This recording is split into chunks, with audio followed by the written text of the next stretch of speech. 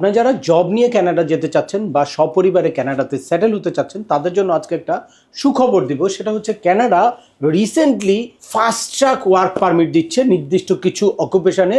Even এইসব অকুপেশনে আপনাদের কোনো এলএমআই ছাড়াও আপনারা কিন্তু জব অফার নিয়ে তারপরে এই ওয়ার্ক পারমিটের জন্য অ্যাপ্লাই করতে পারবেন এবং এই ওয়ার্ক পারমিটে গিয়ে তারপর আপনারা কিন্তু কানাডায় সেটেলও হতে পারবেন।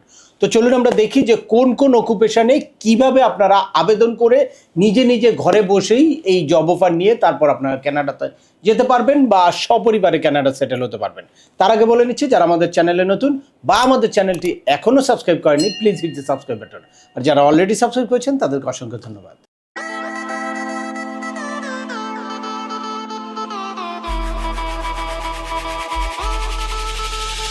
ওয়েলকাম ব্যাক, আপনাদের সাথে আছে আমি সিএম আমিনুল বাহার। আমাদের এই চ্যানেলে কানাডার ভিজিট, পড়াশোনা, ওয়ার্ক পারমিট এবং মাইগ্রেশন সংক্রান্ত বেশ কিছু আপডেটেড ইনফরমেশন আছে। আপনারা যারা যেই টপিক্সে ইন্টারেস্টেড দয়া করে ওই রিলেটেড সকল ভিডিওগুলো দেখবেন।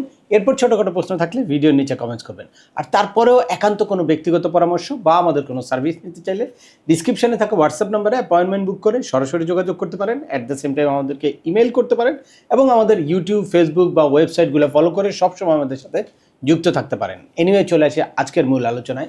আপনারা যারা দীর্ঘদিন ধরে আসলে হতাশ, কানাডার জব অফারের জন্য বারবার প্রতারিত হচ্ছেন বা কানাডার ওয়ার্ক পারমিটের জন্য বারবার আবেদন করে প্রতারিত হচ্ছেন, তাদেরকে বলবো যে সঠিকভাবে আপনারা যদি জবের জন্য ট্রাই করতে পারেন বা সঠিকভাবে একটা জব অফার আনতে পারেন বা সঠিকভাবে আবেদনটা যদি আপনি করতে পারেন, তাহলে কিন্তু এখনও কানাডায় জব অফার পাওয়ার চান্সেস অনেক বেশি। আর যদি একটা ভ্যালিড জব অফার থাকে, রিয়েল জব অফার আপনার কাছে থাকে, তাহলে কানাডায় স্থায়ী হওয়া খুবই সহজ হয়ে যায়। আর যদি একটা রিয়েল জব অফার আপনার হাতে থাকে, তাহলে আপনি ওয়ার্ক পারমিট নিয়েও কানাডা যেতে পারেন। অ্যাট দ্য সেম টাইম বিভিন্ন ইমিগ্রেশন পাথওয়ের মাধ্যমে সপরিবারে কানাডাতে সেটেল হতে পারেন। তো এই জব অফারের জন্য আপনাদের আগে জানতে হবে যে কানাডার জব মার্কেটে হাই ডিমান্ড জব কোনগুলা এবং কোন কোন অকুপেশনে তারা অত্যন্ত রিল্যাক্স, দ্রুত ওয়ার্ক পারমিট দিচ্ছে বা দ্রুত জব অফার দিচ্ছে। এই জিনিসটা যদি জানেন আর জেনে তারপর প্রপারলি আপনার ক্যানাডিয়ান স্ট্যান্ডার্ড একটা সিভি তৈরি করে সঠিক চ্যানেলে আপনি যদি আবেদন করতে পারেন, তাহলে কিন্তু খুব সহজেই আপনি জব অফার পেতে পারেন কোনো রকম কোনো টাকা পয়সা ছাড়া। অনেকেই বিভিন্ন এজেন্সি কি করে আপনাদেরকে বিভিন্ন রকম অফার দেয় বা বিভিন্ন চটকদার বিজ্ঞাপন দেয়। প্রথমেই বলে রাখি যে কানাডার জব অফার কোনোভাবেই টাকা পয়সা দিয়ে কন্ট্রাকচুয়ালি করা সম্ভব না।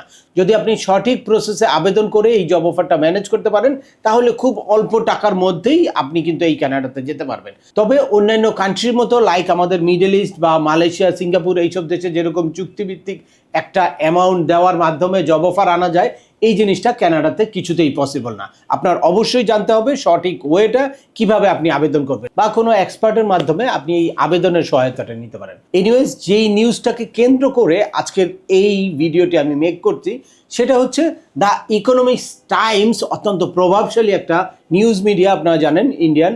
এই ইকোনমিক টাইমসে 1 ফেব্রুয়ারি একটা নিউজ পাবলিশ হয়েছে যেখানে একদম ক্লিয়ারলি বলেছে যে কানাডার জব মার্কেটে যে এখনো হিউজ ডিমান্ড আছে বা শর্টেজ আছে, এটা আইআরসিসি নিজে বলেছে। এই যে আপনারা দেখতে পাচ্ছেন প্রথম কলামেই লিখেছে, Canada has introduce priority processing for work permit in the occupation in demand essential. অর্থাৎ তাদের এসেনশিয়াল ইন ডিমান্ড যেই অকুপেশনগুলো, এই অকুপেশনে তারা প্রায়োরিটি একটা প্রসেসিং সেট করেছে, including health care, agriculture role, immigration, refugee and citizenship Canada. IRCC said the move aims to address persistent labor shortage in this sector and speed up employee specific work permits such as LMIA based permit আর francophone mobility work permit and international experience Canada permit. অর্থাৎ এই priority processing যেই প্রক্রিয়াটা শুরু করেছে, এটা হচ্ছে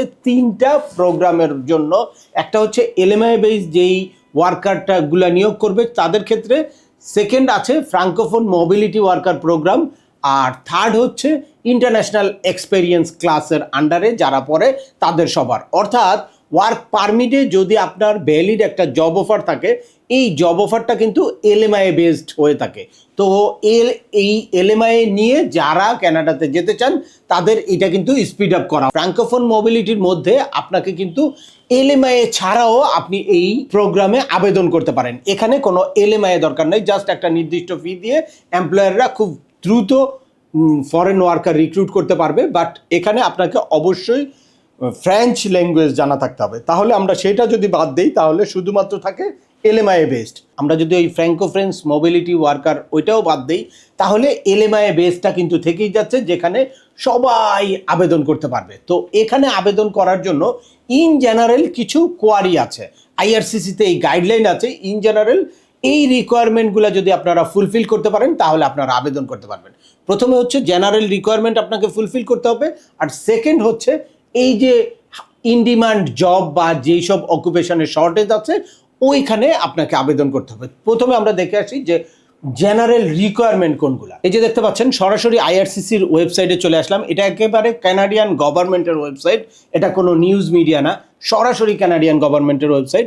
এখানে দেখেন eligibility requirement for all applicant, সব অ্যাপ্লিকেন্টেরই মিনিমাম একটা এলিজিবল রিকোয়ারমেন্ট আছে, সেটা অবশ্যই আপনাকে ফুলফিল করতে হবে। নাম্বার 1 হচ্ছে prove to an officer that you will leave Canada when you work permit expire, অর্থাৎ আপনার ওয়ার্ক পারমিটটা এক্সপায়ার হওয়ার পরে আপনি কানাডা ত্যাগ করবেন, এইটা আপনাকে অবশ্যই প্রুভ করতে হবে।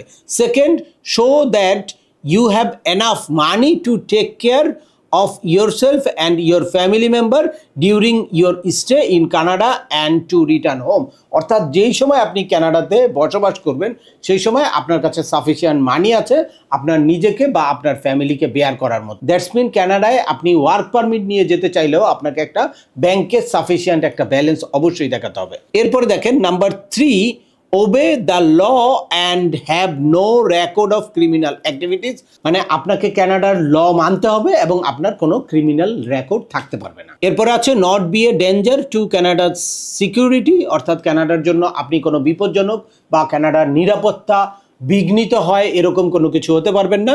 এরপর আছে not plan to work for an employer listed with this status ineligible, অর্থাৎ যেই এমপ্লয়াররা ফরেন ওয়ার্কার রিক্রুটমেন্টের জন্য ইনএলিজিবল তাদের জব করা যাবে না বা তাদের সাথে কাজ করা যাবে না। এরপর আছে not plan to work an employer who on a regular basis offer erotic dance, Scott service or erotic message, অর্থাৎ আনইথিক্যাল কোনো জবের যারা অফার করে যেই এমপ্লয়াররা, লাইক কোনো ড্যান্সের জন্য, ক্লাবে ড্যান্সের জন্য বা হোটেলে ড্যান্সের জন্য বা কোনো ম্যাসেজ পার্লার বা কোনো স্কট সার্ভিসের জন্য, এগুলোর জন্য আপনারা কাজ করতে পারবেন না, এইটাও একটা ক্রাইটেরিয়া। ফাইনালি লাস্ট যে রিকোয়ারমেন্টটা আছে সেটা হচ্ছে give the officer any other document they ask for to prove you can enter the country, অর্থাৎ এই কান্ট্রিতে এন্ট্রি নেওয়ার জন্য আপনার যে কোনো ডকুমেন্ট অফিসার চাইলে সেই ডকুমেন্টগুলো দেওয়ার জন্য আপনাকে মেন্টালি রেডি থাকতে হবে। এই হচ্ছে বেসিক রিকোয়ারমেন্ট যে কোনো কেউ যদি আপনারা ওয়ার্ক পারমিটে যেতে চান। দেখেন এখানে কোনো স্পেসিফিক যে একাডেমিক কোয়ালিফিকেশান, আইএলসের স্কোর বা আপনার কোনো জব এক্সপিরিয়েন্স এগুলো কিন্তু কোনো কিছু নাই।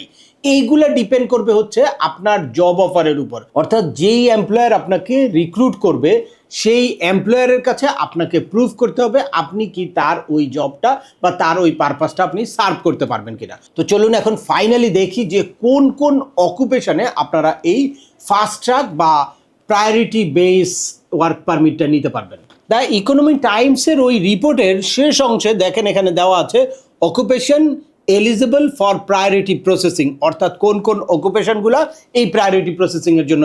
এখানে আছে health care roll on priority list including registered nurse, অর্থাৎ রেজিস্টার্ড নার্সরা এই প্রায়োরিটি প্রসেসিংয়ে যেতে পারবেন। Nurse practitioners, general practitioner, medical laboratory technologist, pharmacist and paramedical professionals. In agriculture and agri-food, eligible occupation including butcher, meat cutter, farm supervisor, livestock worker, harvest laborer and fish and seafood plant worker. Each role, তার মানে আপনারা বুঝলেন যে health care প্রফেশনের মধ্যে nurse, pharmacist এগুলো আছে বা paramedical বা ল্যাবরেটরি টেকনিশিয়ান, আর এগ্রিকালচার সেক্টরে বেশ কিছু এগ্রি ফার্ম বা এগ্রি ফুড ওয়ার্কারের জন্য এই প্রায়োরিটি প্রসেসিংটা হবে। এখানে কিন্তু মিট কাটার, বুচার, একদম সাধারণ জবগুলোর জন্য এই প্রায়োরিটি প্রসেসিংটা আছে। শুধুমাত্র যে হাই প্রফেশনাল লোক সেটাই না, এই এগ্রিকালচার ওয়ার্কার বা এই এগ্রি ফুড ওয়ার্কারের ক্ষেত্রে আপনারা কিন্তু লো এডুকেশন বা লো আইএলসি স্কোর বা একদম লো ডিগ্রি নিয়েও আপনারা কিন্তু এই জবগুলোতে আবেদন করতে পারেন। যদি আপনারা ধৈর্য ধরে প্রপারলি আবেদন করতে পারেন আর সঠিক একটা জব অফার পান, তাহলে আপনারাও কানাডায় ওয়ার্ক পারমিট নিয়ে যেতে পারবেন। এখন জবের জন্য আবেদন করতে হলে অবশ্যই অথেন্টিক যেই জব সাইটগুলো আছে এই জব সাইটগুলোতে খুঁজে খুঁজে আপনার জবের অ্যাপ্লাইগুলো করতে হবে এবং ধৈর্য ধরে লেগে থাকতে হবে। এই সংক্রান্ত আমার হিউজ ইনফরমেটিভ ভিডিও আছে, আপনারা যারা যেই টপিক্সে ইন্টারেস্টেড দয়া করে সেই রিলেটেড ভিডিওগুলো দেখবেন। অর্থাৎ কিভাবে সিভি তৈরি করবেন বা কিভাবে জবের জন্য আবেদন করবেন, কিভাবে ফলো আপ করবেন, এই রিলেটেড হিউজ। বাট এইটা যদি আপনারা এই ধৈর্য ধরে সঠিকভাবে আবেদনটা না করতে চান, তাহলে সহজে পেতে চাইলে আপনি রিয়েল কোনো এক্সপার্টের সাথে পরামর্শ করে তার মতো করে সিভি তৈরি করে বা আবেদনের সহায়তাটা নিতে পারেন। বাট কন্ট্রাকচুয়ালি কারোর সাথে যদি যান যে এই জব অফার আমাকে এনে দিবেন, এত টাকা দিব, তাহলে কিন্তু আপনাদের প্রতারিত হওয়ার সম্ভাবনা শতভাগ। তাই আপনারা জেনে বুঝে সঠিকভাবে আবেদন করবেন এবং ধৈর্য ধরে লেগে থাকবেন। কেউ যদি আমার নাম বা আমার ছবি ব্যবহার করেও আপনাদেরকে চুক্তিভিত্তিক এই জব অফার বা ওয়ার্ক পারমিট দিতে চায়, তাহলেও সেটা আপনারা অ্যাকসেপ্ট করবেন না। আমি কিছুতেই চুক্তিভিত্তিক বা কন্ট্রাক্টে আপনাদেরকে এই জব অফার এনে দেওয়ার অফার করব না। একমাত্র ঢাকা অফিসে আমার সাথে সরাসরি যোগাযোগ করতে পারেন বা আমার অফিসিয়াল যেই নাম্বারগুলো আছে সেই নাম্বারগুলোতে যোগাযোগ করে তারপর একটা অ্যাপয়েন্টমেন্ট বুক করে আপনি জানতে পারেন যে আপনি কি এলিজিবল কিনা বা কিভাবে আপনি আবেদন করলে আপনার সাকসেস হওয়ার চান্সেস বেশি থাকে। তো আজকের ভিডিওটা দীর্ঘায়িত করছি না, আশা করি এই ভিডিও থেকে কানাডার জব অফার বা ওয়ার্ক পারমিট সংক্রান্ত লেটেস্ট কিছু আপডেটেড ইনফরমেশন পেয়ে গেছেন এবং কিভাবে আপনারা জবের জন্য আবেদন করলে আপনাদের চান্সেস বেশি থাকে সেটাও আপনারা জেনে গেছেন। তারপরেও আপনাদের যদি এই সংক্রান্ত কোনো রকম কোনো প্রশ্ন থাকে অবশ্যই আমাকে কমেন্টস করে জানাবেন। আর ভিডিওটি ভালো লাগলে বা তথ্যবহুল মনে হলে লাইক দিয়ে আপনার বন্ধুদের মাঝে শেয়ার করে দিবেন যাদের এই ইনফরমেশনগুলো অত্যন্ত প্রয়োজন। আবার দেখা হবে নতুন কোনো গুরুত্বপূর্ণ টপিকস নিয়ে। সে পর্যন্ত সবাই ভালো থাকবেন, সুস্থ থাকবেন এবং আমাদের চ্যানেলের সাথেই থাকবেন। আল্লাহ হাফেজ।